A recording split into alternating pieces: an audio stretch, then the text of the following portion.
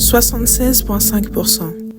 C'est le pourcentage d'étudiants qui se déclaraient stressés à la veille d'un examen dans une étude de la National Library of Medicine menée auprès d'étudiants avant un certain examen. Aujourd'hui, de nombreux étudiants vivent une pression intérieure croissante.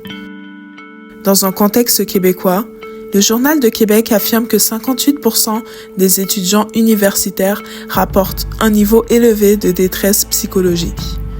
Ces chiffres ne sont pas que des lignes sur une page. Ce sont des vécus, des nuits où l'on ne dort pas, des cœurs qui battent vite avant un examen, des doutes constants sur ses capacités. Imaginez une salle d'examen, les feuilles blanches, les visages tendus, le silence pesant. Certains frémissent, d'autres respirent profondément. Dans la suite de cette vidéo, nous allons donner la parole à des étudiants pour qu'ils partagent leur vécu, leurs peurs, leurs stratégies, leurs réflexions. Plongeons dans leur réalité. 5, 6, ça... Comme 7, 8 ans. Moi, je dirais 8. Ouais. 7. Moi, je dirais 8. Moi, je dirais genre 6, 7. Bien 8,5, je pense. 7. Mon petit 5, 6. Je vais à tous mes cours et je participe beaucoup en classe. Ça fait en sorte que je retiens bien la matière et quand vient le temps d'étudier, je me Commencer vite, tôt dans le semestre, mettre un petit calendrier. Moi, je fais un agenda détaillé de comme ce que j'ai à faire pour ma semaine et tout ça. Puis j'ai fait des checklists. C'est de bien te préparer le plus possible. Faire autre chose que juste de l'étude, aller voir tes amis, du sport, te divertir. Je te dirais ça, j'essaie le plus possible de me gagner des semaines puis des semaines à l'avance. Pas seulement étudier de malade parce que ça va juste le stresser et le mélanger avec la matière, mais sortir et faire des trucs que j'aime bien. Dans 30 ans, tu vas pas t'en rappeler. Tu mettre en perspective que dans 2 semaines, tu auras fini. C'est un cliché, mais c'est pas la fin du monde. Il faut prendre son temps. L'unique conseil que j'ai, c'est de ne pas abandonner. Comme le disait un philosophe, la vie est un combat perdu d'avance. Moi, ce que j'aimerais qu'on me dise, c'est juste que genre, ce sera OK. Oui. C'est pas parce que tu te forces sur un examen que tu forces ta vie.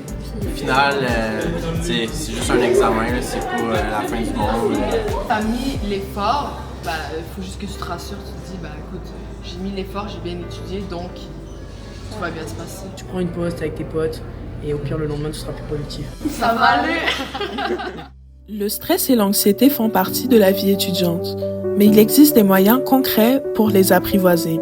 Certains étudiants ont mentionné des solutions comme le sport, les pauses entre amis et l'organisation.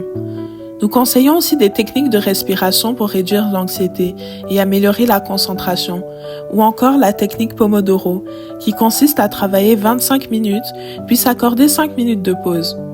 Cela aide à réduire la procrastination. La procrastination est d'ailleurs un sujet très souvent évoqué par les étudiants.